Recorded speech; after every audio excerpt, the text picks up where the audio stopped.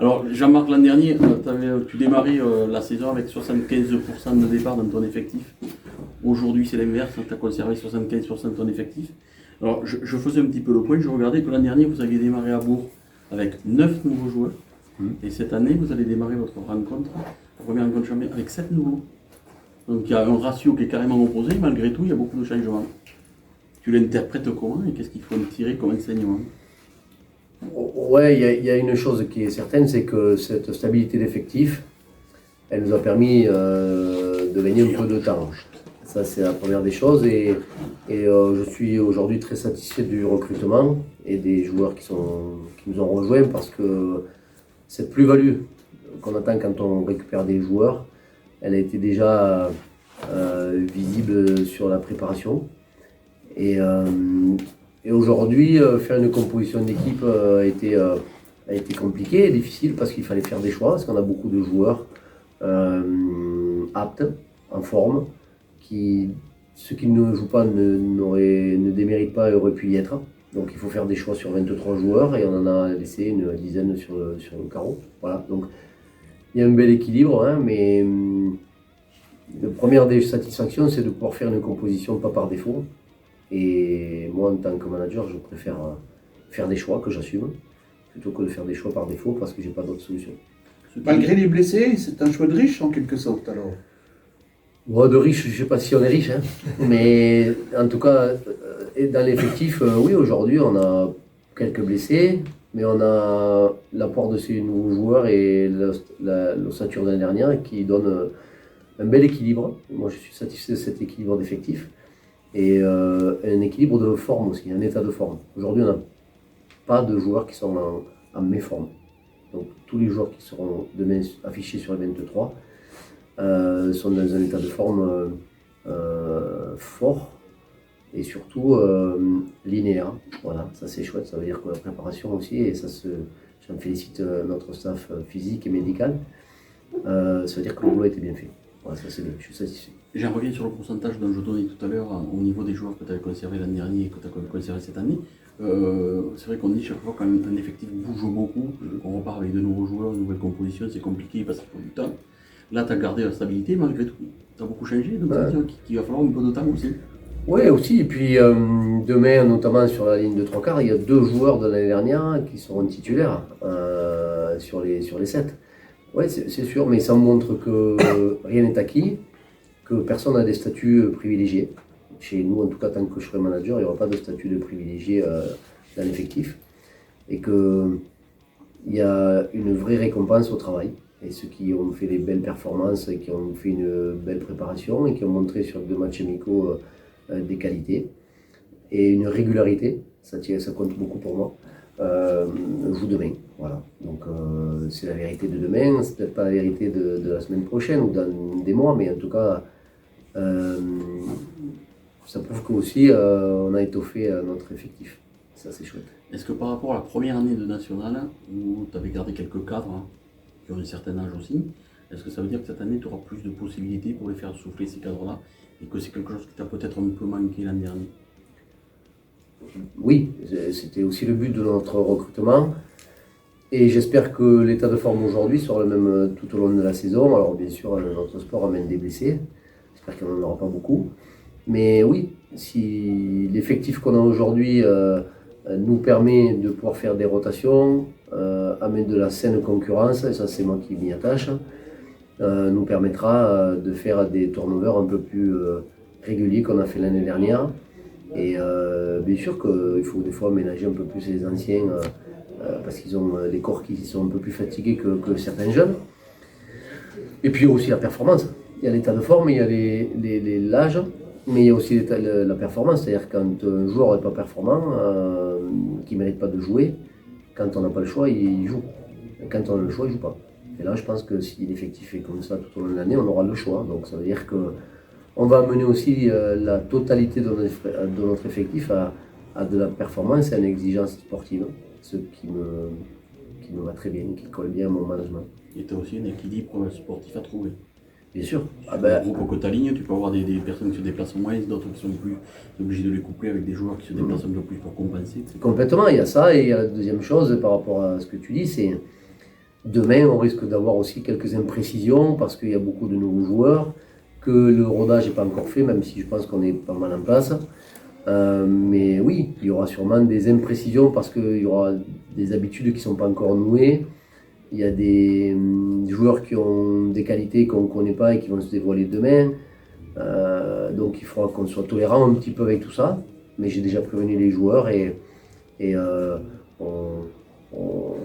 je leur ai demandé d'être dans ce qu'on fait depuis le début maintenant, mais qu'on sera aussi exigeant et tolérant avec les imprécisions qui seront sûrement présentes, en espérant qu'il y en ait le moins possible. Alors, tu as une ossature qui est déjà bien en place, celle de l'an dernier. Et c'est déjà un confort pour toi de démarrer la saison, déjà avec une petite avance sur la saison dernière. Ben, oui, la stabilité, elle me va bien.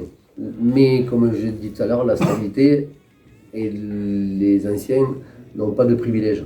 Je les connais, donc c'est un avantage. Ils amènent aussi cette connaissance du projet de jeu que j'ai mis en place, qui sont mes relais pour donner aux joueurs et aux nouveaux joueurs un peu plus de confiance. Mais il n'y aura pas de statut, parce que c'est des anciens, de privilèges. Voilà, aujourd'hui, tout le monde est sur la même ligne de départ. Et j'espère que les anciens continueront à bien faire ce qu'ils ont fait parce que je les félicite de leur saison. Et les nouveaux mèneront toute leur plus-value qu'on attend d'eux et qu'ils ont déjà montré sur les 2 premiers matchs amicaux. L'an passé, l'USC avait un gros pack et une ligne de 3/4 bonne. Est-ce que les entraînements et les matchs amicaux t'ont permis de constater que tu auras toujours un très gros pack et une très bonne ligne de 3/4? Ouais, alors je trouve que c'est pas très gentil pour ceux qui étaient l'année Non, dernière mais en bon, tant que 3/4, parce que sur les derniers matchs, j'ai l'impression que c'était pas trop le cas. Et donc, non, je suis pas tout à fait d'accord. Mais en tout cas, ce qui est sûr, c'est qu'on a renforcé notre ligne de 3/4, surtout avec des éléments et des qualités qu'on n'avait pas l'année dernière. Voilà. Mais peut-être que ceux qui arrivent cette année n'ont pas les qualités de ceux qui étaient l'année dernière. En tout cas, euh, j'avais un besoin d'amener une fraîcheur sur de la qualité technique.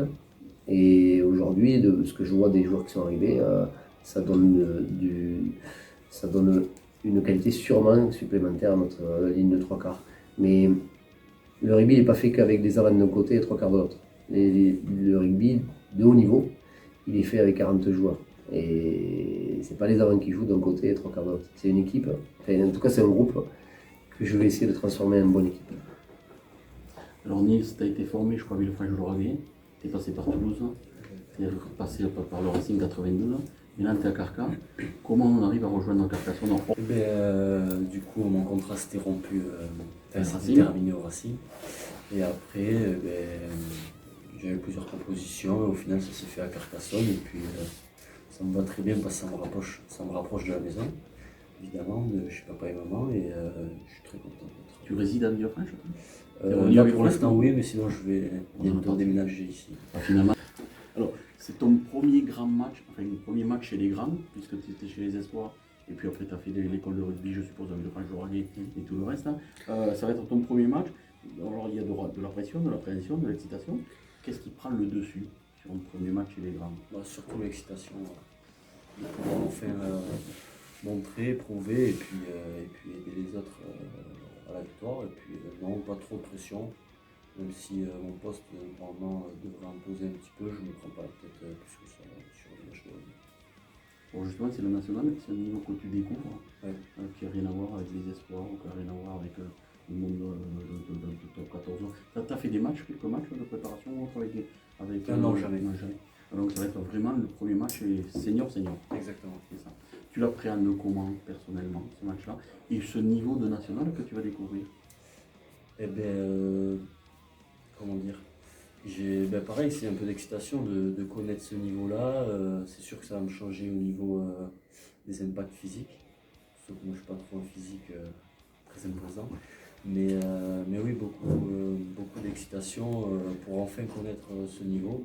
Après, je pense que les 2 matchs amicaux, c'était pas réellement des matchs de national vu que ça jouait beaucoup. Mais oui, j'ai surtout hâte de faire le premier match de. Toi qui viens d'un niveau totalement différent, comment tu la percevais cette nationale-là? Comment tu la perçois, parce que tu vas la découvrir? Eh ben, j'arrive pas trop L'extérieur. à mettre pas de niveau, mais d'image sur ce championnat. Mais oui, j'ai hâte et puis je pense que je vais vite m'y faire. Tu as fait les 2 matchs de préparation, et quand on est joueur et qu'on fait les matchs de préparation, qu'on arrive dans un nouveau club, est-ce que ces matchs-là, on les joue à fond, ou on est un peu sur la réserve, de peur de se blesser? Pour ma part, j'ai joué les 2 matchs à fond. Je ne me suis pas posé de questions par rapport à la blessure parce que je pense que sinon ça me freinerait un peu dans mon jeu et surtout que je suis arrivé et j'avais le but de prouver un peu ce que je valais parce qu'on ne me connaissait pas beaucoup donc non, il n'y avait pas de pression à la blessure. Et tu as joué à l'arrière, est-ce que c'est un poste qui te convient à l'arrière? C'est vrai que je joue plusieurs postes, plutôt 10 et 15. C'est 2 postes qui pour moi maintenant sont à peu près égaux et identiques. Donc oui, c'est intéressant de jouer au poste. Demain, je serai en 10, pas plus de pression pour ça. Tu joues à d'autres postes que le 10 et le 15? Non, j'ai déjà dépanné en T'as abandonné en seconde ligne? Non, quand même pas.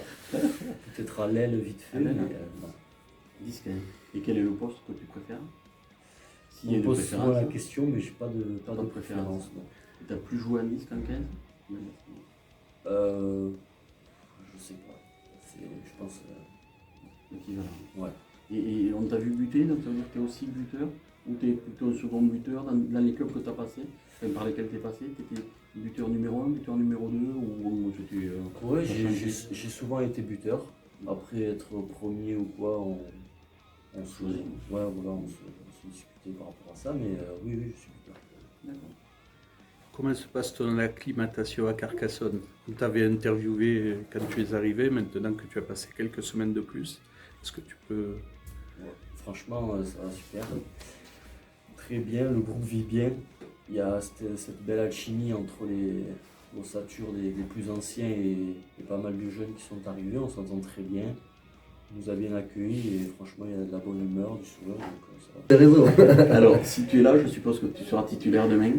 Un premier match et un premier poste de titulaire, ça donne confiance, ça veut dire que l'entraîneur, tout le staff te font confiance et pour toi, ça te permet d'emmagasiner un peu plus de confiance, d'aborder des matchs avec une motivation encore.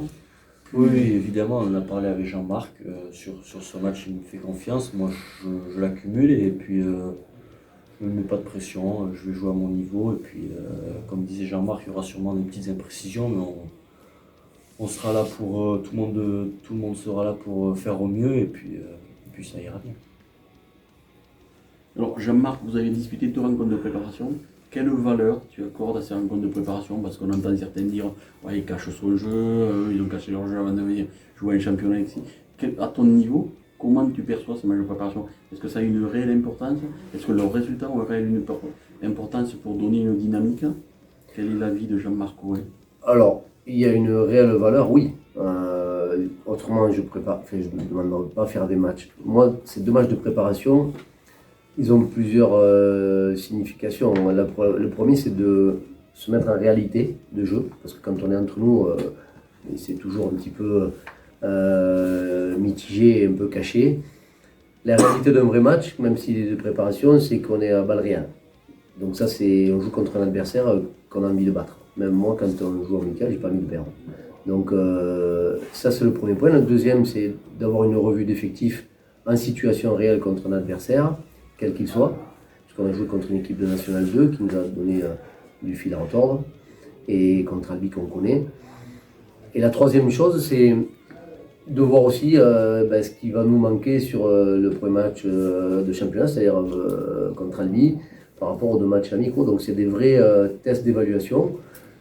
Le score, il est souvent anecdotique, mais comme je viens de dire, je préfère me lever le matin avec une victoire qu'en avoir pris 30 la veille. Voilà. Donc ça ne change pas la vie, mais ça change l'odeur du petit déjeuner le lendemain, quoi. Et c'est plutôt agréable de gagner. Donc ils ont quand même de l'importance pour moi, en tout cas.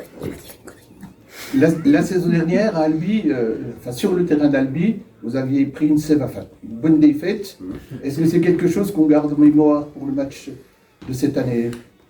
Non, Mais par contre, elle m'a servi. L'année dernière, oui.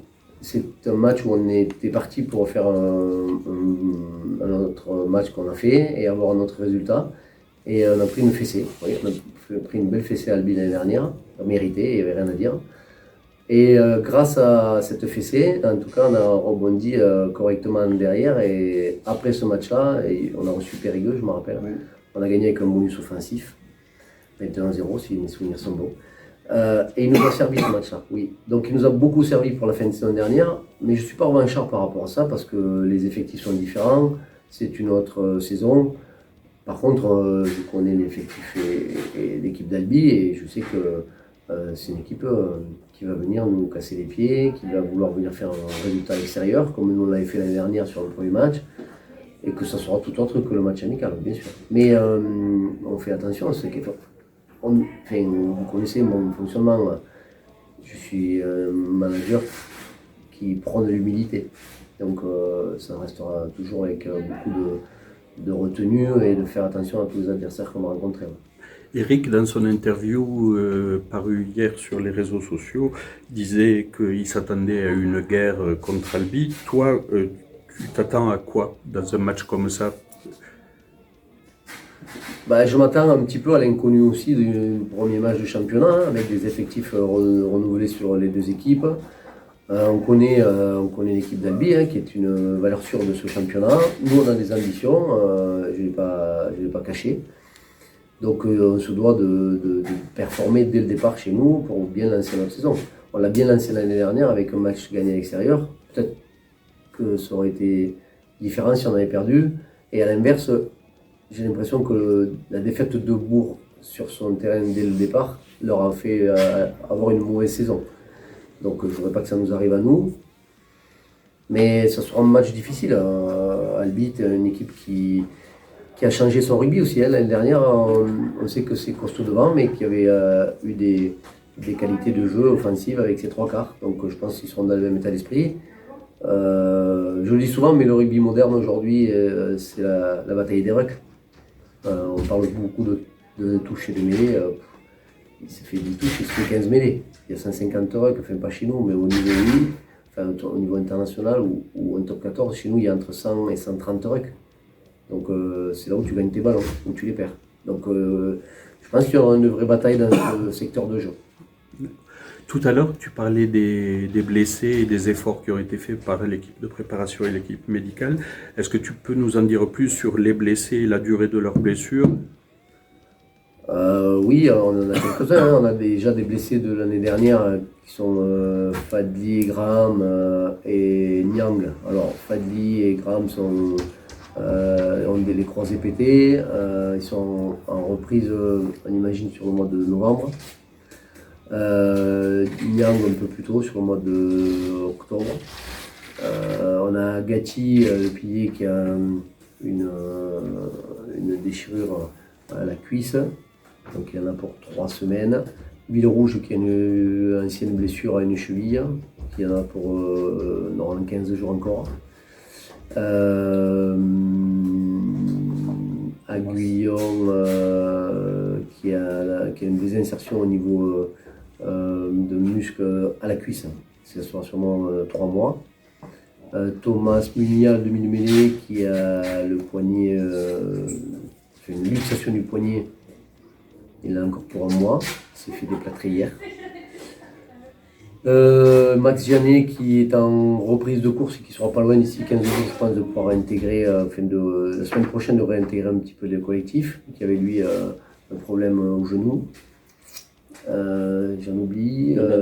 Pardon. Ibanez. Ouais, Matteo qui a une acromie, qui sera en reprise capable d'être compétitif d'ici 15 jours. J'ai peur d'en oublier et de les squeezer, mais... Notre 10 titulaire. Oui, Gabin Miché qui a un retour de douleur suite à des opérations au genou et qui a une petite entorse à son genou, opéré. Donc il est out pour ce week-end. Une opération antérieure, c'est-à-dire qu'elle était à Clermont ou... Ouais, c'est une vieille opération, mais il a des douleurs qui sont régulières. Et qui Rien à voir avec reviennent. sa sortie sur une Non. blessure contre lui, là, ici. Il était sorti. Si. Ah, c'est le même. Ouais. D'accord. Il y a ça, j'oublie Jérémy Toa, qui va en avoir pour 3 semaines encore. Il a quoi, lui Pardon Jérémy, il a quoi? La cheville. Il a une grosse entorse à la cheville. Je crois avoir fait le tour. L'an dernier, tu étais relayé. Ah si, pardon, Lilian Pichon, qui a un problème aussi à une cheville, qui sera indisponible encore 15 jours, je pense. L'an dernier, tu étais relégué de Pro D2. Oui. Partais avec une casaque de favori de la nationale. Cette année, tu es demi-finaliste malheureux, donc la prolongation à Narbonne. Est-ce que tu crois que le statut ne sera pas identique, tu seras toujours parmi les favoris et les clubs attendus? Ou est-ce que ça va enlever un peu plus de pression et te dire bon, on sera moins attendu peut-être parce qu'on n'est pas remonté? Ouais. Non, je pense qu'on sera parmi les favoris, puisque je l'entends un peu à droite à gauche. Hein. C'est plutôt une bonne chose, ça veut dire que les gens Ça te va bien imaginent qu'on a une bonne équipe. Moi, je suis content d'entraîner une bonne équipe. Moi, je suis conscient de l'effectif que j'ai, mais je suis aussi avec beaucoup de retenue. Hein. Je ne dis pas qu'on est meilleur que tout le monde, bien au contraire. Il y a des équipes qui sont aussi favorites. On nous donne un statut de favori.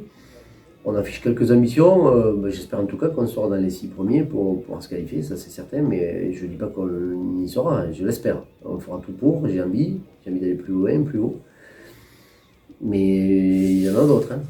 Je pense à Rouen, je pense à Narbonne, je pense à Chambéry, à Albi, à Périgueux, à Bourgoin, à Bourg-en-Bresse qui n'avait pas fait une bonne saison l'année dernière. Il y aura peut-être des surprises. Donc oui, j'espère qu'on fait partie des favoris. J'espère qu'on fait peur un peu à certaines équipes et que surtout, si on a ce statut-là, qu'on le maintiendra et qu'on l'assumera. En tout cas, moi j'ai envie d'avoir un groupe compétitif, ambitieux, avec cette humilité qui nous colle bien. L'ambition réelle, c'est d'être dans les 6, les 4 ou les 2? Réel. Alors je vais être traité de très ambitieux parce que souvent on me le dit, mais je vous l'ai déjà dit plein de fois.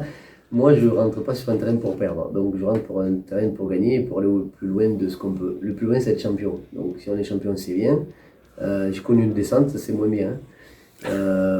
Et oui, j'aimerais qu'on soit à être qualifié, qu'on soit qualifié dans les deux. C'est plus facile, on fait une demi-finale à la maison. Et j'ai pas envie de remuer le couteau dans la plaie, mais j'ai l'impression que ça a un certain avantage. Oui. Justement, pour atteindre cet objectif, on sait que le recrutement a été ambitieux, ciblé. On attend sous peu l'annonce pour un numéro 8. Et à un certain moment, on parlait d'un numéro 10. Qu'est-ce qu'il en est? Est-ce que tu peux nous en dire un peu plus? Oui, on est en discussion avec ces deux postes, un numéro 8 et un numéro 10, pour amener de la concurrence. Nice l'a dit, il peut jouer 15. Il peut jouer 10 puisque c'est lui qui sera titulaire et que je lui donne une totale confiance. Mais il me faut de la concurrence à ce poste, je pense surtout au poste de 10 où aujourd'hui, la preuve c'est que Nice ne joue pas par défaut. Il joue parce qu'il l'a mérité et qu'il m'a montré qu'il pouvait jouer. Mais demain, s'il se blesse, et ce je ne souhaite surtout pas, ni pour lui ni pour nous, on sera un peu plus emmerdé. Donc j'ai pas envie que ça soit ça et qu'on soit toujours à crainte d'une blessure qui nous mettrait en difficulté. Donc il faut obligatoirement notre joueur, ça devrait arriver en début de semaine prochaine. Et c'est idem pour le numéro 8 où on avait imaginé que Tim Agaba nous rejoigne et c'est tombé à l'eau. Donc on est dans cette recherche aussi d'un numéro 8 pour étoffer notre groupe, même si aujourd'hui, attention, on a des joueurs qui montrent qui ont des qualités, mais ce sport est un sport qui donne des blessés, qui amène des blessés, qui amène de la fatigue, qui demande beaucoup d'exigences physiques et mentales. Et obligatoirement, il y a des blessures et des lassitudes et des fatigues. Et quand il y a des fatigues, si on n'a pas d'effectif, on se retrouve un peu embêté. Moi, je préfère qu'on ait un effectif un peu plus riche. Voilà pourquoi sûrement aussi, en début de semaine, on devrait avoir, je l'espère, l'arrivée de numéro 8. Alors, ton acolyte d'Albi, Mathieu Bonello, déclarait faire le pari de la jeunesse. Si on regarde ton effectif et tes recrues, tu puis aussi on parlait de la jeunesse, on voit 3 jeunes Toulousains de 20-21 ans, on voit Nisha Lies, on voit d'autres joueurs, je crois Doyonard qui a 22. Toi aussi tu fais un bon petit pari avec des joueurs de qualité, je crois. Mais tu as aussi un pari de la jeunesse, donc c'est pareil, pari de la jeunesse, Ouais, bien pari sûr. ambitieux, mais pari aussi. Non, mais Albi l'a annoncé, Mathieu l'a annoncé. Moi, je trouve que c'est cohérent tout ce qu'ils disent. Et pour aller dans le même sens, j'ai fait une stat dans la semaine. On a joué 2 matchs amicaux avec 33 joueurs. Il y a 22 joueurs. J'ai utilisé 22 joueurs qui sont nés entre 2001 et 2006. C'est-à-dire qui ont entre 18 ans et maxi 23 ans. Comme toi, tu es deux Voilà. siècles derniers. Donc, il y a 22 joueurs qui ont participé aux 2 matchs amicaux. Ça veut bien dire que oui, on fait aussi le pari de la formation, de la jeunesse. Et moi, je vais aller même plus loin. C'est que je suis un manager qui prépare aussi l'avenir de l'USC. C'est qu'en faisant jouer des gamins de 20 ans, si on n'est pas idiot et qu'ils font ce qu'il faut, les joueurs, on prépare peut-être l'avenir à court et moyen terme avec ces joueurs-là. Premier match de championnat à la maison, c'est pas forcément la meilleure des choses. Face à lui, est-ce que ça peut être un match piège par excellence? Oui, parce qu'il y a cet inconnu du premier match et non, j'ai envie de dire, parce que je ne peux pas dire on est ambitieux et commencer de dire qu'on va perdre à la maison. Je ne l'envisage pas, avec le respect que je dois à l'équipe d'Albi, que je connais bien et que je respecte totalement.